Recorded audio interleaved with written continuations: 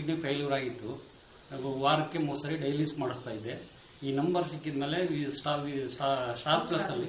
Star plus ಅಲ್ಲಿ item ತಗೊಂಡೆ. ಏನು ಸ್ಟೋನ್ ಕಪ್ಪು, ನೋನಿ ಮತ್ತು ಲಿವರ್ ಕಪ್ಪು ತಗೊಂಡ ಮೇಲೆ 2 ತಿಂಗಳಾಯ್ತು ತಗೊಂಡು. ಒಂದು ಡೈಲಿಸ್ ಕ್ಯಾನ್ಸಲ್ ಮಾಡಿದ್ದೀನಿ. ಈಗ ವಾರಕ್ಕೆ 2 ಮಾಡಿಸ್ತಾ ಇದ್ದೀನಿ. ಮತ್ತು ಹಾಸ್ಪಿಟ್ಲಲ್ಲಿ 10 ಲಕ್ಷ ರೂಪಾಯಿ ಟ್ರಾನ್ಸ್ಲೇಷನ್ಗೆ ಕೇಳಿದರು. ಇವಾಗ ನನಗೇನು ಪ್ರಾಬ್ಲಮ್ ಇಲ್ಲ. ಮೆಟ್ಲು ನಮ್ಮ ಮನೆ 3 ಫ್ಲೋರಲ್ಲಿ ಇರೋದು. ಮೆಟ್ಲು ಹತ್ತಕ್ಕೆ 1/2 ಅವರ್ ಬೇಕಾಗ್ತಿತ್ತು ಮುಂಚೆ. ಇವಾಗ ಇದು ಔಷಧಿ ತಗೊಂಡ್ಮೇಲೆ ಒಂದು ನಿಮಿಷಕ್ಕೆ ಹತ್ತು ಬರ್ತದೆ, 60 ನಿಮಿಷಕ್ಕೆ ಹತ್ತು ಬರ್ತದೆ ಮೆಟ್ಲು.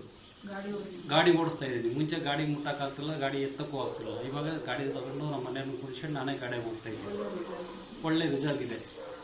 ಮತ್ತು ಸುಸ್ತು ಕಮ್ಮಿ ಆಗಿದೆ, ಊಟ ತಿಂತೀನಿ, ಮತ್ತು ವಾಮಿಟ್ ಕಮ್ಮಿ ಆಗಿದೆ. ಡೈಲಿಸ್ ಮಾಡೋಕ್ಕೆ ಫಸ್ಟು 1/2 ಲೀಟ್ರ್ ನೀರು ಕುಡಿತಿದ್ದೆ. ಇವಾಗ ಡೈಲಿ 2 ಲೀಟ್ರ್ 3 ಲೀಟ್ರ್ ನೀರು ಕುಡಿತೀನಿ.